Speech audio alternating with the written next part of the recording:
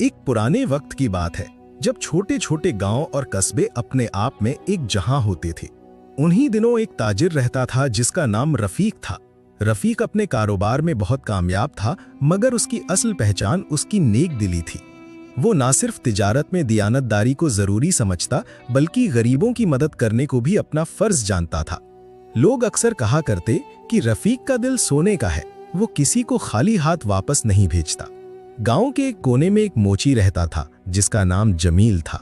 जमील दिन भर मेहनत करता, पुराने जूते सीता, नए जूते बनाता और गांव के लोगों के पांव को सहूलत देता। लेकिन उसकी कमाई बहुत मामूली थी। घर में बीवी और बच्चे थे जिनका पेट पालना उसके लिए मुश्किल होता जा रहा था। फिर भी जमील मेहनत से पीछे नहीं हटता और हमेशा अल्लाह का शुक्र अदा करता। एक दिन रफीक ताजिर का जूता फट गया। वो सोचने लगा कि जूता कौन दुरुस्त करेगा। उसी वक्त किसी ने उसे जमील मोची का नाम बताया। ताजिर सीधा जमील की दुकान पर गया। दुकान क्या थी? एक पुराना सा झोंपड़ा था जिसके कोने में जूते और औजार रखे हुए थे। जमील खुद पसीने में शराबोर एक पुराने जूते को सी रहा था। रफीक ने जूता आगे बढ़ाया और कहा, भाई मेरा जूता जरा दुरुस्त कर दो। जमील ने आजिज़ी से जवाब दिया, जनाब आपका जूता अभी दुरुस्त कर देता हूँ, थोड़ा वक्त दीजिए। रफीक वहां बैठ गया और जमील का काम देखने लगा। वो हैरान हुआ कि किस तरह जमील निहायत मेहनत और मोहब्बत के साथ जूते की मरम्मत कर रहा है। उसके हाथ कच्चे थे मगर नीयत साफ थी। थोड़ी देर में जूता नए जैसा हो गया। ताजिर ने पैसे बढ़ाए तो जमील ने कहा, जनाब बस इतने ही बनते हैं, इससे ज्यादा नहीं लूंगा। रफीक मुस्कुराया और बोला, तुम्हारी मेहनत की कीमत ज्यादा है, मगर तुमने कम ही कबूल किया। ये तुम्हारी ईमानदारी है। उस दिन के बाद रफीक अक्सर अपने जूते जमील के पास ही लाने लगा। दोनों में आहिस्ता आहिस्ता जान पहचान बढ़ गई। रफीक को जमील की सादगी, उसकी मेहनत और उसका शुक्र अदा करने वाला दिल बहुत पसंद आने लगा। कभी कभी रफीक जमील के बच्चों के लिए मिठाई ले आता या कुछ कपड़े दे जाता। जमील शर्माता मगर फिर दिल से दुआ देता। वक्त गुजरता गया। एक दिन गांव में कहत आ गया। खेतियां सूख गईं, लोग परेशान होने लगे। खास तौर पर जमील जैसे गरीब लोग भूख के मारे तंग हो गए। उसके बच्चे रो रो कर खाने को मांगते, मगर घर में कुछ न होता। जमील के लिए ये वक्त बहुत सख्त था। रफीक को जब ये खबर मिली तो वो फौरन जमील के घर गया। वहां देखा कि बच्चे नंगे पांव जमीन पर बैठे हैं और जमील की बीवी परेशानी में सर झुकाए बैठी है। जमील खुद बाहर बैठा आसमान की तरफ देख रहा था, जैसे अल्लाह से मदद मांग रहा हो। रफीक ने पूछा, भाई जमील क्या हाल है? जमील की आंखों में आंसू आ गए। उसने कहा, अल्लाह की रजा है जनाब, जो नसीब में है वही मिलेगा, मगर बच्चों को भूख में देखकर दिल कट जाता है। रफीक का दिल भर आया। उसने कहा, तुम फिक्र न करो, मैं हूं ना। उसने अपने गोदाम से आटा, चावल और दूसरी चीजें मंगवाकर जमील के घर रखवा दी। जमील शुक्रगुजार आंखों से देखता रहा और कहा, जनाब आपने मेरी जिंदगी बचा ली, अल्लाह आपको जजा दे। उस दिन से रफीक ने तय कर लिया कि वो जमील जैसे मेहनती मगर मजबूर लोगों का सहारा बनेगा। वो अक्सर उसकी मदद करता, मगर कभी एहसान जताए बिना। जमील भी हमेशा इज्जत और दुआ के साथ उसके सलूक का जवाब देता। एक दिन कस्बे में एक बड़ा काफिला आया। इस काफिले में बहुत से ताजिर थे जो मुख्तलिफ शहरों से माल लाए थे। बाजार में रौनक लग गई। रफीक भी वहां मौजूद था। इस काफिले के सरदार ने ऐलान किया कि हमें अपने जूतों की मरम्मत के लिए एक अच्छे मोची की जरूरत है, क्योंकि तवील सफर में सब जूते खराब हो गए हैं। लोगों ने फौरन रफीक की तरफ देखा, क्योंकि वो नेक और मोतबर समझा जाता था। सब ने कहा, यहां जमील मोची है, वो ईमानदार और माहिर है। रफीक ने काफिले के सरदार को जमील के पास ले जाया। जमील ने काफिले के दर्जनों जूते मरम्मत करने शुरू किए। दिन रात मेहनत करता रहा। काफिले वाले हैरान थे कि ये गरीब सा शख्स इतनी मेहनत और सफाई के साथ काम करता है। उन्होंने उसे खूब इनाम दिए। जमील खुशी से झूम उठा। उसके पास पहली बार इतनी कमाई आई कि उसने अपने बच्चों को अच्छे कपड़े लेकर दिए और घर की छत दुरुस्त करवाई। लेकिन वो गुरूर में ना आया। उसने अल्लाह का शुक्र अदा किया और रफीक को दुआ दी कि आपकी वजह से ये रोजी मिली। रफीक मुस्कुराकर बोला, नहीं भाई, ये सब तुम्हारी मेहनत और अल्लाह की मेहरबानी है, मैं तो बस एक वसीला बना हूं।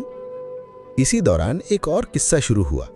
गांव में कुछ लालची लोग थे जिन्हें रफीक और जमील की दोस्ती पसंद ना आई। वो चाहते थे कि रफीक सिर्फ उनके साथ रहे और गरीबों पर वक्त ज़ाया न करे। वो सोचते थे कि अगर रफीक और जमील की दोस्ती बढ़ी तो दोनों और ताकतवर हो जाएंगे। ये लोग साजिश करने लगे। एक दिन उन्होंने रफीक के कान भरे कि जमील पैसा कमाकर तुम्हें पीछे छोड़ देगा। कोई बोला, ताजिर जी, मोची आपसे ज्यादा मशहूर हो रहा है, लोग अब उसकी तारीफ करते हैं, कहीं ऐसा न हो कि आपका नाम पीछे रह जाए।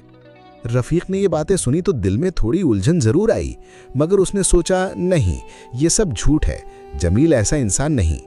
लेकिन वक्त के साथ साजिशी लोग अपनी चालें बढ़ाने लगे। उधर जमील बेखबर अपनी मेहनत में लगा रहता, मगर उसे महसूस होने लगा कि कुछ लोग उसके खिलाफ बातें कर रहे हैं। एक दिन उसने अपनी बीवी से कहा, अजीब बात है, लोग मेरे पीछे बातें करते हैं, मैंने तो कभी किसी का नुकसान नहीं किया। बीवी ने कहा, शायद ये तुम्हारी कामयाबी की आजमाइश है, सब्र करो, अल्लाह सब देख रहा है। रफीक के दिल में भी शुकूक बढ़ने लगे। वो सोचता कि कहीं लोग सच तो नहीं कह रहे, क्या वाकई जमील दौलत कमाकर बदल जाएगा? मगर फिर उसे जमील की ईमानदारी याद आती। वो फैसला नहीं कर पाता था। ये कश्मकश चल ही रही थी कि अचानक गांव में एक हादसा हुआ। काफिले के कुछ लोग जिन्होंने अपने जूते जमील से दुरुस्त करवाए थे, उनमें से एक ने कहा कि मेरा जूता फिर फट गया है। इस बात को दुश्मनों ने मौका बना लिया और कहना शुरू किया कि जमील धोखा देता है। बाजार में शोर मच गया, लोग जमील के खिलाफ बोलने लगे। जमील हैरानो परेशान खड़ा था, उसकी आंखों में आंसू थे। वो कहता, मैंने तो अपनी पूरी मेहनत से काम किया था, मैं क्यों धोखा दूंगा? मगर किसी ने न सुनी। अब फैसला रफीक पर था। सबने उसकी तरफ देखा कि वो क्या कहता है। रफीक के दिल में कश्मकश थी। एक तरफ बरसों की दोस्ती थी और दूसरी तरफ पूरे बाजार का शोर। रफीक सबके सामने खड़ा था। लोग शोर मचा रहे थे कि जमील धोखेबाज है, उसे सजा मिलनी चाहिए। जमील रो रहा था और बार बार कह रहा था कि मैंने किसी को धोखा नहीं दिया। रफीक ने गहरी सांस ली और ऊंची आवाज में कहा, मैं इस इंसान को बरसों से जानता हूं, ये ईमानदार है, कभी धोखा नहीं दे सकता। अगर जूता फटा है तो उसमें सफर की सख्ती का कसूर है, न कि मोची का। बाजार खामोश हो गया। जमील की आंखों से आंसू बह निकले। उसने रफीक की तरफ देखा और कहा, जनाब, आपने मेरा नाम बचा लिया, अल्लाह आपको सलामत रखे। मगर दुश्मन चुप न बैठे। उन्होंने सोचा कि अब हमें कोई और चाल चलनी पड़ेगी। तभी कस्बे में एक और मुसीबत आ गई। पास के जंगल से डाकुओं का गिरोह आया। उन्होंने गांव पर हमला किया, लोगों का माल लूट लिया और कई घर जला दिए। औरतें और बच्चे चीखते रहे। गांव वाले इकट्ठा हुए, मगर डाकू बहुत ताकतवर थे, सब घबराए हुए थे। ऐसे में रफीक ने कहा, हमें मिलकर मुकाबला करना होगा, वरना ये लोग हमें बर्बाद कर देंगे। जमील ने भी आगे बढ़कर कहा, मैं मोची हूं, मगर दिल से सिपाही बन जाऊंगा। ये मेरा गांव है, मैं इसे डाकुओं से बचाऊंगा। गांव के नौजवानों ने तलवारें, डंडे और जो भी हथियार थे उठा लिए। औरतें और बच्चे दुआ करने लगे। उस रात अंधेरे में गांव और डाकुओं के बीच जंग छिड़ गई। जमील ने अपने हाथ में पुराना लोहे का औजार लिया और बहादुरी से लड़ाई करने लगा। डाकू हैरान थे कि ये गरीब मोची इतनी हिम्मत से कैसे लड़ रहा है। रफीक ने भी अपने आदमियों के साथ जमकर मुकाबला किया। लंबी लड़ाई के बाद आखिरकार गांव वाले जीत गए। डाकू भाग खड़े हुए।